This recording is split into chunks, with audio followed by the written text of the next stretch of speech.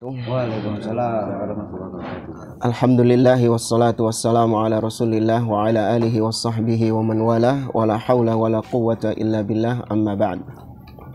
Ikhwani fillah rahimani wa rahimakumullah. Alhamdulillah di pagi hari ini kita sedang berada di Godzilla Farm Senduro Lumajang. Kita pagi hari ini menikmati susu kambing dengan beberapa ikhwan di Lumajang. Alhamdulillah di pagi hari ini kita diberi nikmat oleh Allah Subhanahu wa taala. Kita masih diberikan nikmat di atas iman. Kita masih berada di atas agama Allah Subhanahu wa taala. Kita masih memurnikan Allah dengan tauhid. Dengan murni kita beribadah hanya kepada Allah Azza wa Jalla dan kita dijauhkan dari kesyirikan. Dan kita juga masih berada diberi nikmat hidayah di atas sunnah dan dijauhkan dari kebid'ahan. Dan kita diberi hidayah di atas manhaj as-salaf, yaitu jalannya para sahabat, para tabi'in, dan generasi-generasi setelahnya. Ada beberapa nasihat yang ingin kita sampaikan kepada saudara-saudara kita, ikhwani fillah, baik yang di Lumajang ataupun yang di luar sana. Yang pertama adalah hendaklah kita senantiasa berpegang dengan tauhid, mengikhlaskan ibadah hanya kepada Allah. Karena itulah tujuan Allah menciptakan kita. Wa ma khalaqtul jinna wal insa illa liya'budun. Dan tidaklah aku ciptakan jin dan manusia kecuali hanya untuk beribadah kepadaku. Maka tauhid ini merupakan fokus utama seorang muslim. Jalan hidup seorang muslim yang paling utama adalah tauhid. Setiap ucapannya, setiap pergerakannya, setiap perbuatannya senantiasa berjalan di atas tauhid ini. Porosnya itu senantiasa berada di atas tauhid ini. Lika lakunya di atas tauhid. Maka itu merupakan ciri seorang muslim, bahkan ciri ahlu sunnah wal jamaah, senantiasa menyeru, mengajak manusia untuk beribadah hanya kepada Allah Subhanahu wa ta'ala. Sebagaimana para nabi dan rasul yang Allah sebutkan di dalam surah An-Nahl. Allah Azza wa Jalla mengatakan, walaqad ba'athna fi kulli ummati rasula an ya'budullah wajtanibut taghut. Dan sungguh kami telah mengutus pada setiap umat seorang rasul yang tujuan utama dakwah mereka adalah ani'budullah, sembahlah Allah dan jauhkanlah diri kalian dari taghut. Kemudian hendaklah kita senantiasa berpegang dengan sunnah Nabi SAW, karena beliau adalah suri tauladan kita, contoh yang terbaik. Tidak ada manusia yang lebih layak untuk kita teladani selain Nabi SAW, yang Allah puji akhlaknya di dalam Al-Quran. Wa innaka la'ala khuluqin azim. Sesungguhnya engkau wahai Muhammad berada di atas akhlak yang luhur. Allah Azza wa Jalla juga mengatakan, laqad kana lakum fi rasulillahi uswatun hasanah liman kana yarjullaha wal yawmal akhir wa dzakarallaha katsira. Sungguh telah ada pada diri Rasulullah suri tauladan yang baik bagi orang-orang yang mengharapkan perjumpaan dengan Allah di hari akhir, dan bagi orang-orang yang senantiasa mengingat Allah Azza wa Jalla. Maka hendaklah kita berpegang dengan sunnah dan gigit sunnah ini dengan gigi geraham kita. Artinya meskipun badai fitnah melanda, meskipun kita digoncang dengan berbagai macam goncangan dari kehidupan dunia ini, jangan pernah melepaskan sunnah Nabi SAW.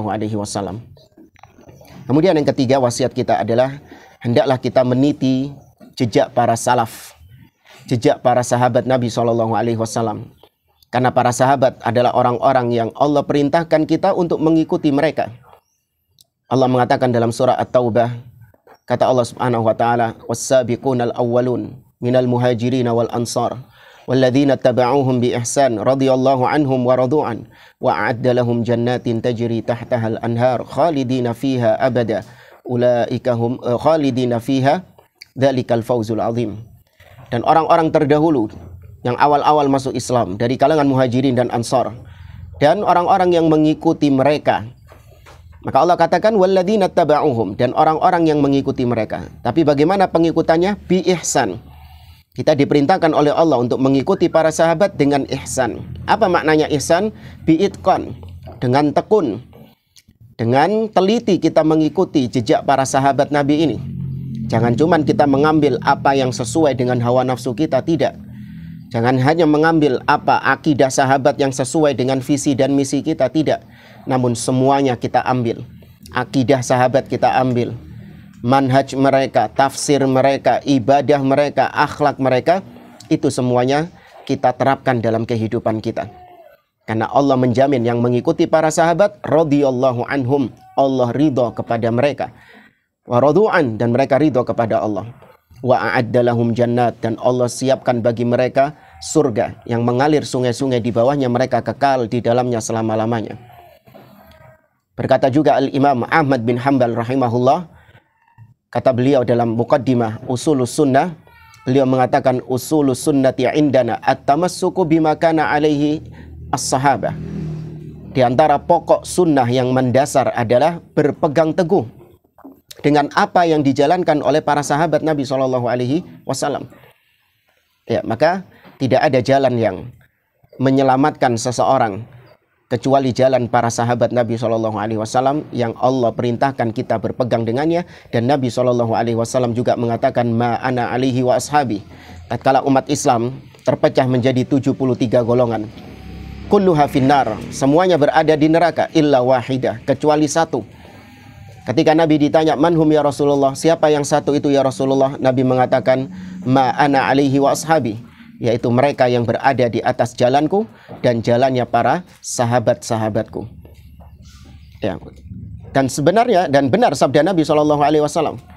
Kita melihat di zaman sekarang umat Islam terpecah belah. Mereka berpecah menjadi firqah-firqah. Bukan karena perbedaan dalil. Mereka sama-sama menggunakan Al-Quran sebagai pijakannya.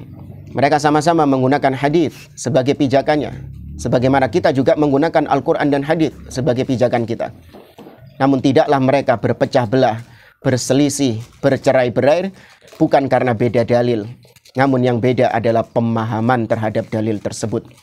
Sebagaimana kata Al-Imam Ibnu Abil Izz Al-Hanafi dalam kitabnya Syarah Al-Aqidah At-Tahawiyah, beliau mengatakan wahal kharajatil khawarij wa'tazalatil mu'tazilah wa rafadatil rawafid wa maftaraqatil ummah ala 73 firqah illa bitta'wilil fasid. Tidaklah kaum khawarij memberontak kepada pemimpin. Tidaklah orang Mu'tazilah mengedepankan akal daripada dalil.